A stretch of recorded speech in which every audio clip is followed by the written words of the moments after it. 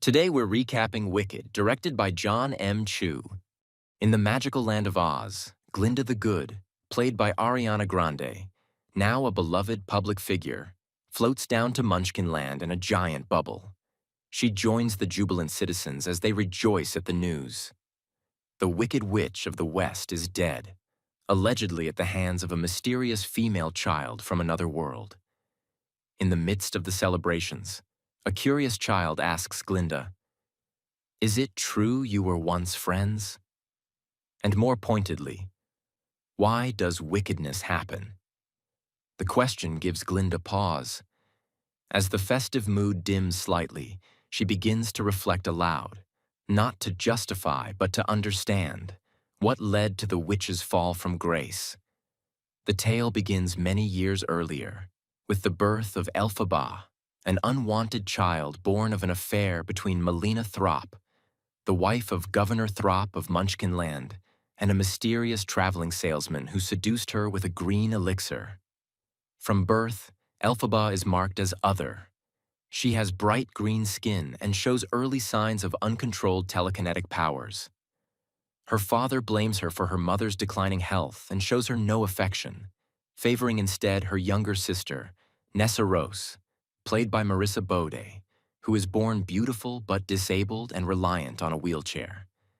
Elphaba is ostracized not only for her appearance, but for the magic she cannot yet control.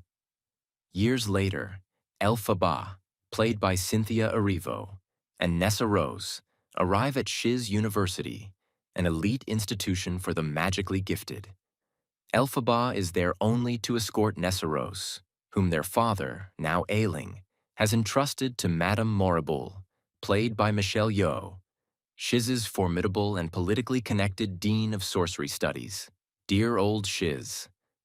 However, when Elphaba accidentally demonstrates her immense magical potential in front of the faculty, Madame Morrible eagerly offers to enroll her and personally mentor her, claiming Elphaba could one day work for the greatest power in Oz, the wonderful wizard himself.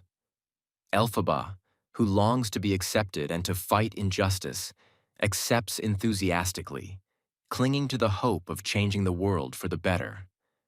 Elphaba is horrified, however, when she is assigned a roommate, Galinda Upland, a wealthy, ambitious, and painfully shallow girl from the upper uplands. The two immediately clash. Elphaba sees Galinda as frivolous and elitist. Galinda finds Elphaba disgusting and strange. Their mutual loathing is clear to all around them. But things begin to shift when Elphaba secretly follows her history professor, Dr. Dillamond, voiced by Peter Dinklage, a gentle, wise goat who is one of the last remaining animals with the power of speech.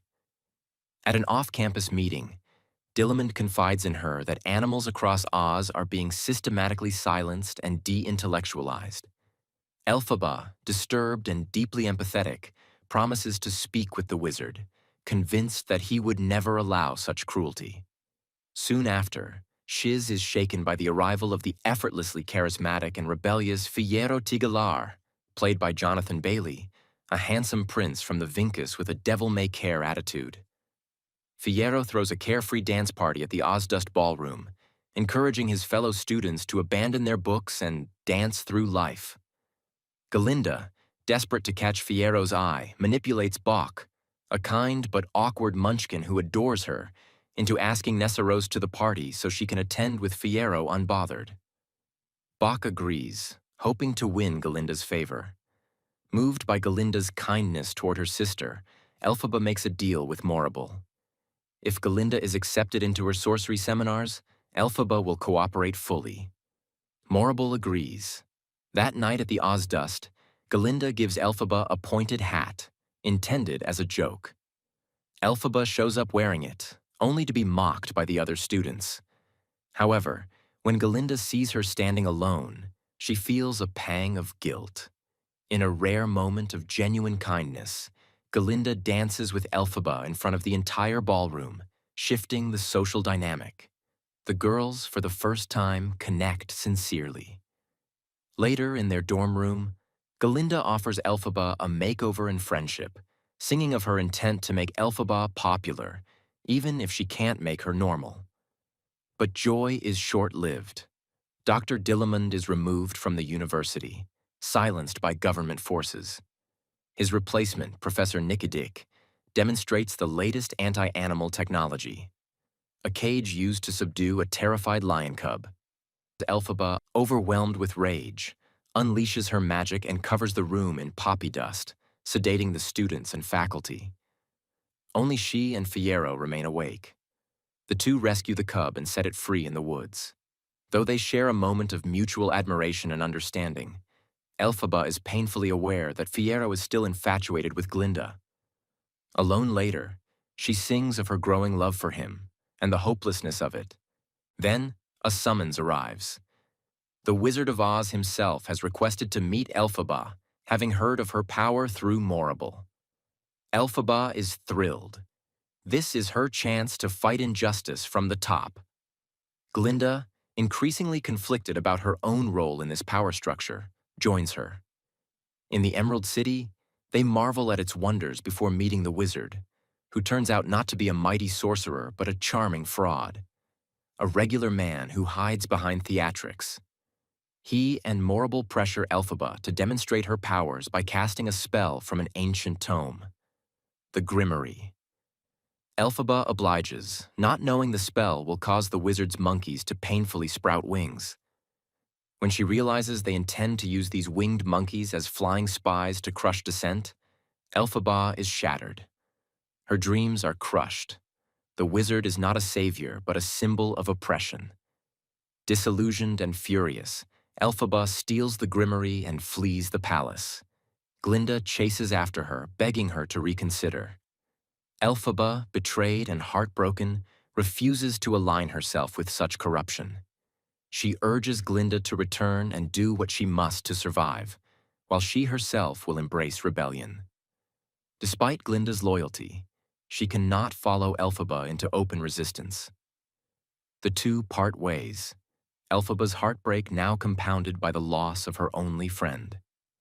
Guards arrive to apprehend her, but Elphaba seizes the moment. Channeling her full magical potential, she casts the levitation spell again, this time on a broom, and takes flight for the first time, soaring into legend as the Wicked Witch of the West. Back at Shiz, chaos unfolds. Morrible seizes control of the university and begins rewriting history, branding Elphaba a dangerous enemy of the state. She spins propaganda around her as a monstrous threat. Fiyero, witnessing this injustice and disturbed by Glinda's quiet compliance, rides off in search of Elphaba, unable to ignore his growing feelings for her. Elsewhere, Governor Throp suffers a heart attack, leaving Nessaros in control of Munchkinland. As Elphaba disappears into the western wilderness, Glinda remains, haunted by her friend's fall and her own complicity. Thanks for watching. Like and subscribe below to watch more movie recaps with Brian. Comment below which movie you'd like to see recapped next.